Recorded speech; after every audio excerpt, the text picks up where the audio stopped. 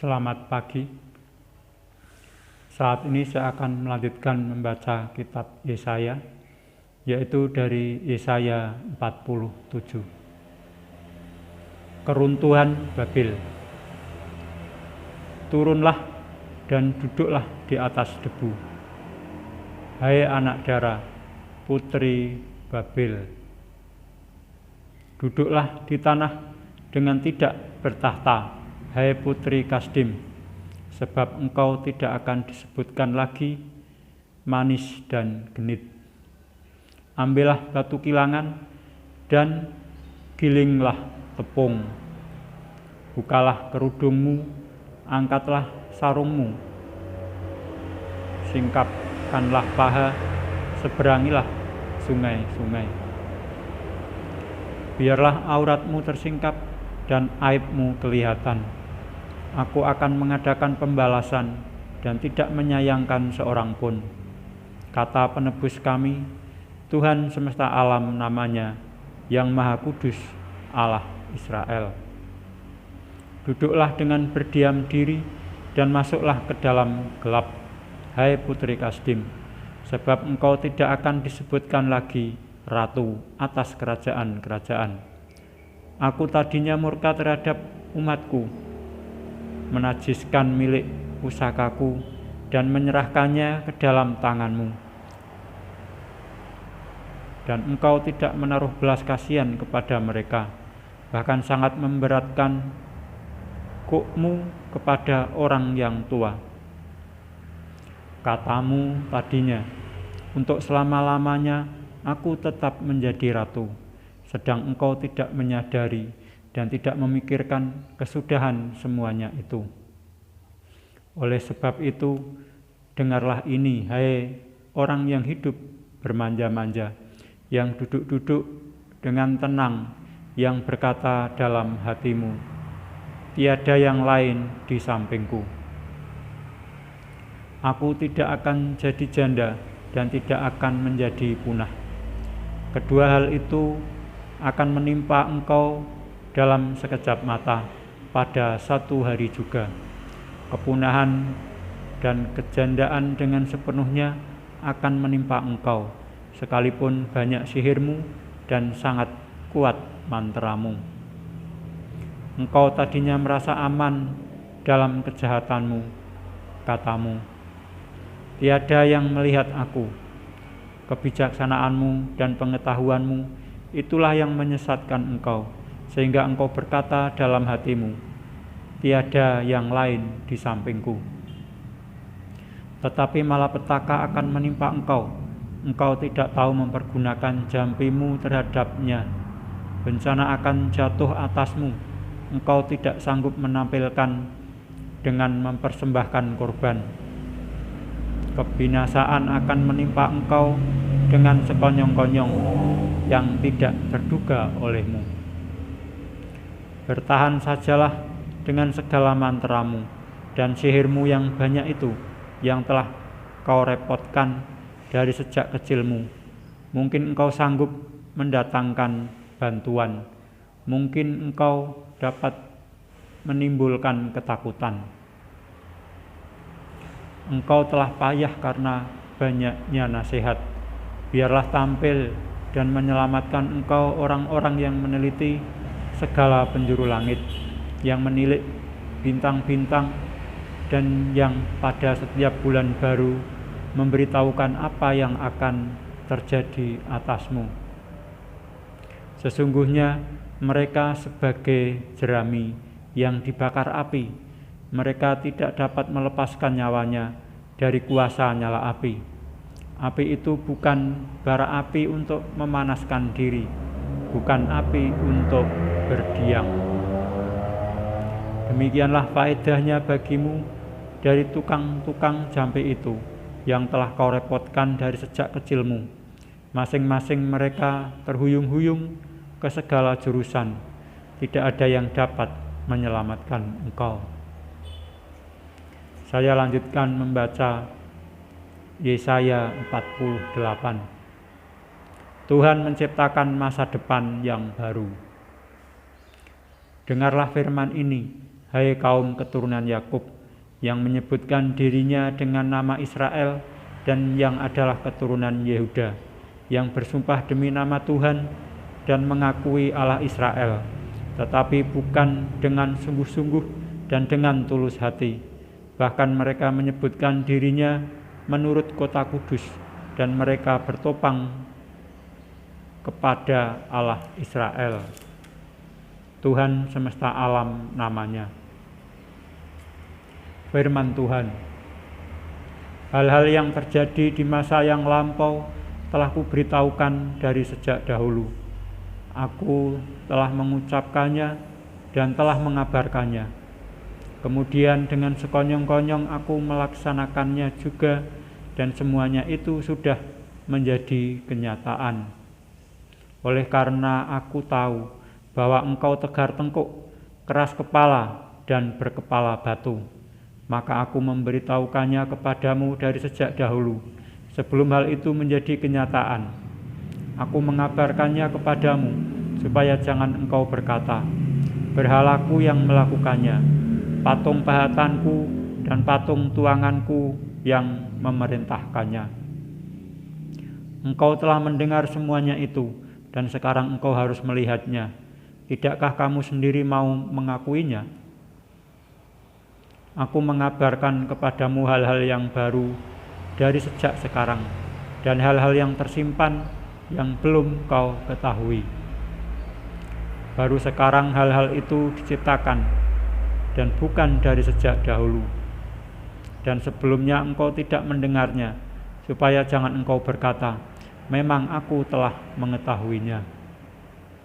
Engkau tidak mendengarnya ataupun mengetahuinya, juga telingamu tidak terbuka dari sejak dahulu. Tetapi aku telah mengetahui bahwa engkau berbuat hianat sekeji-kejinya, dan bahwa orang menyebutkan engkau pemberontak sejak dari kandungan. Oleh karena namaku, aku menahan amarahku, dan oleh karena kemasyhuranku, aku mengasihani engkau, sehingga aku tidak melenyapkan engkau. Sesungguhnya aku telah memurnikan engkau, namun bukan seperti perak, tetapi aku telah menguji engkau dalam dapur kesengsaraan. Aku akan melakukannya oleh karena aku, ya oleh karena aku sendiri. Sebab masakan namaku akan dinajiskan, aku tidak akan memberikan kemuliaanku kepada yang lain. Tuhan menebus Israel. Dengarkanlah aku, hai Yakub, dan engkau Israel yang kupanggil. Akulah yang tetap sama. Akulah yang terdahulu, akulah juga yang terkemudian. Tanganku juga meletakkan dasar bumi, dan tangan kananku membentangkan langit. Ketika aku menyebut namanya, semuanya bermunculan. Berhimpunlah kamu sekalian dan dengarlah. Siapakah di antara mereka memberitahukan semuanya ini? Dan yang dikasihi, dia yang dikasihi Tuhan akan melaksanakan kehendak Tuhan terhadap Babel dan menunjukkan kekuatan tangan Tuhan kepada orang Kasdim. Akulah yang mengatakannya dan yang memanggil dia juga. Akulah yang mendatangkan dia, dan segala usahanya akan berhasil. Mendekatlah kepadaku, dengarlah ini. Dari dahulu tidak pernah aku berkata dengan sembunyi, dan pada waktu hal itu terjadi, aku ada di situ. Dan sekarang Tuhan Allah mengutus aku dengan roh-Nya. Beginilah firman Tuhan, penebusmu, yang Maha Kudus, Allah Israel. Akulah Tuhan Allahmu, yang mengajar engkau tentang apa yang memberi faedah, yang menuntun engkau di jalan yang harus kau tempuh. Sekiranya engkau memperhatikan perintah-perintahku, maka damai sejahteramu akan seperti sungai yang tidak pernah kering, dan kebahagiaanmu akan terus berlimpah seperti gelombang-gelombang laut yang tidak pernah berhenti. Maka keturunanmu akan seperti pasir, dan anak cucumu seperti kersik banyaknya. Nama mereka tidak akan dilenyapkan atau ditiadakan dari hadapanku. Keluarlah dari Babel, larilah dari Kasdim, beritahukanlah dengan suara sorak-sorai dan kabarkanlah hal ini. Siarkanlah itu sampai ke ujung bumi. Katakanlah, Tuhan telah menebus Yakub, hamba-Nya. Mereka tidak menderita haus ketika Ia memimpin mereka melalui tempat-tempat yang tandus. Ia mengeluarkan air dari gunung batu bagi mereka. Ia membelah gunung batu, maka memancarlah air. Tidak ada damai sejahtera bagi orang-orang fasik, firman Tuhan. Saya lanjutkan membaca Yesaya pasal 49 sampai 55. Hamba Tuhan. Yesaya 49. Hamba Tuhan sebagai terang di tengah-tengah segala bangsa.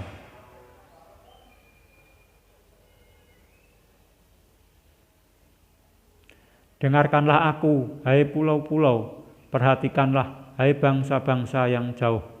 Tuhan telah memanggil aku sejak dari kandungan, telah menyebut namaku sejak dari perut ibuku.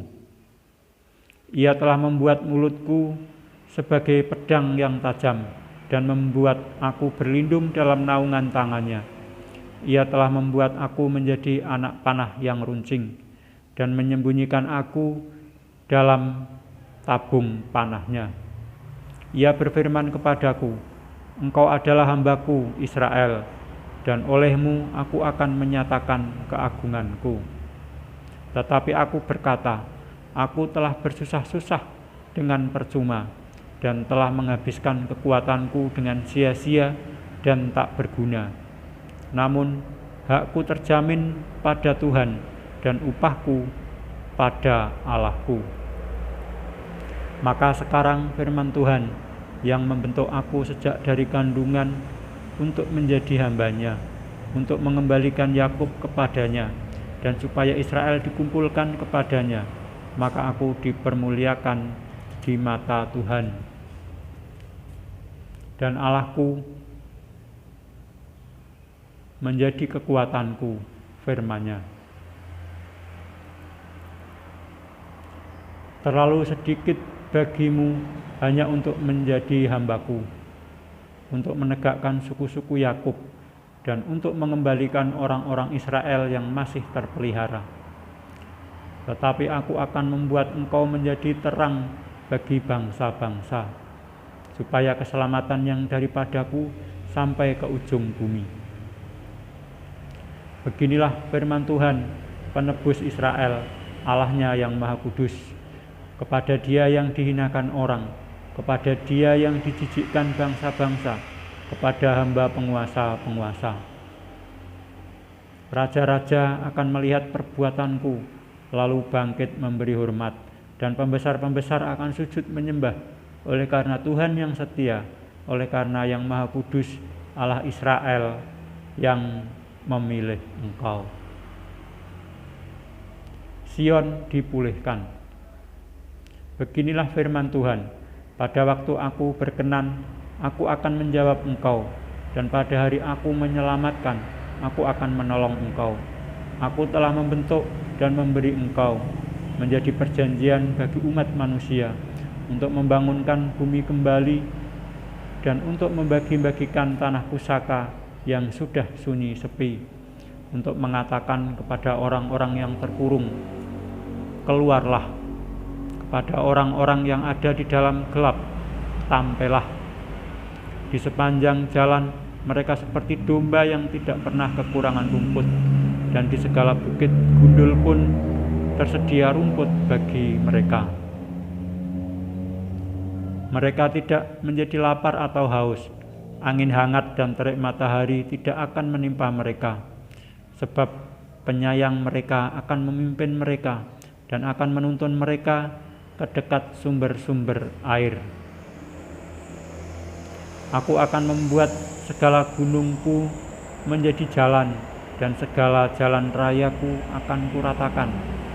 Lihat, ada orang yang datang dari jauh, ada dari utara dan dari barat, dan ada dari tanah Sinim.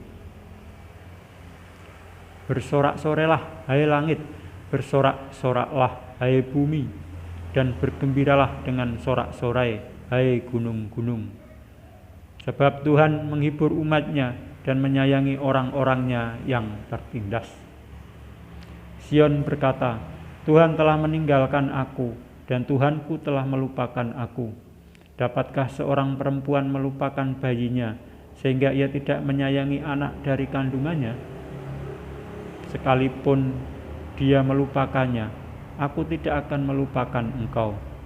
Lihat, aku telah melukiskan engkau di telapak tanganku. Tembok-tembokmu tetap di ruang mataku. Orang-orang yang membangun engkau datang bersegera, tetapi orang-orang yang merombak dan merusak engkau meninggalkan engkau. Angkatlah mukamu dan lihatlah ke sekeliling. Mereka semua berhimpun datang kepadamu. Demi aku yang hidup, demikianlah firman Tuhan. Sungguh, mereka semua akan kau pakai sebagai perhiasan, dan mereka akan kau lilitkan seperti yang dilakukan pengantin perempuan. Sebab tempat-tempatmu yang tandus dan sunyi sepi, dan negerimu yang dirombak, sungguh sekarang terlalu sempit untuk sekian banyak pendudukmu, dan orang-orang yang mau menelan engkau akan menjauh. Malahan anak-anakmu yang kau sangka hilang akan berkata kepadamu, tempat itu terlalu sempit bagiku, menyisihlah supaya aku dapat diam di situ. Maka engkau akan berkata dalam hatimu, siapakah yang telah melahirkan sekaliannya ini bagiku? Bukankah aku bulus dan mandul, diangkut ke dalam pembuangan dan disingkirkan? Tetapi anak-anak ini, siapakah yang membesarkan mereka? Sesungguhnya aku tertinggal seorang diri, tetapi mereka ini dari manakah datangnya? Beginilah firman Tuhan Allah. Lihat, aku akan mengangkat tanganku sebagai tanda untuk bangsa-bangsa, dan memasang panji-panjiku untuk suku-suku bangsa. Maka mereka akan menggendong anak-anakmu laki-laki, dan anak-anakmu perempuan akan didukung di atas bahunya. Maka raja-raja akan menjadi pengasuhmu, dan permaisuri-permaisuri mereka menjadi inangmu. Mereka akan sujud kepadamu dengan mukanya sampai ke tanah, dan akan menjilat debu kakimu. Maka engkau akan mengetahui bahwa akulah Tuhan, dan bahwa orang-orang yang menanti-nantikan aku tidak akan mendapat malu. Dapatkah direbut kembali jarahan dari pahlawan, atau dapatkah lolos tawanan orang gagah?